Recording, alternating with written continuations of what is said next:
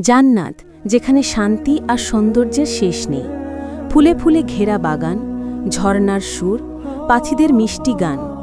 সেখানে বাস করতেন আদম আলাইহিসসালাম ও হাওয়া আলাইহিসসালাম। আল্লাহ তাআলা বললেন, সব ফল খেতে পারো, শুধু একটি গাছের ফল খেও না। কিন্তু শয়তান তাদের সুখ সহ্য করতে পারল না।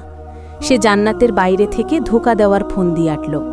সে গেল সাপের কাছে, বলল, আমাকে তোমার গায়ে লুকিয়ে ঢুকতে দাও। তখন সাপ ছিল সুন্দর ও পায়াওয়ালা প্রাণী। সে রাজি হয়ে গেল। সাপের গলায় লুকিয়ে শয়তান জান্নাতে ঢুকল। ময়ূরও পথ দেখিয়ে সাহায্য করল। তারপর শয়তান ফিসফিস করে বলল, এই ফল খেলে তোমরা অমর হবে। ভুল করে তারা সেই ফল খেলেন। আকাশে বজ্রপাত হল, জান্নাত অন্ধকারে ঢেকে গেল।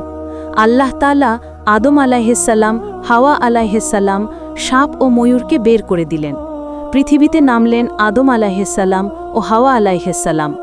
সাপ হারালো পা, ময়ূর হারালো সৌন্দর্য। তবু আল্লাহর দয়া শেষ হয়নি। তিনি তাদের তওবা কবুল করলেন। যে আল্লাহর কথা মানে সে জান্নাত ফিরে পাবে ইনশাআল্লাহ।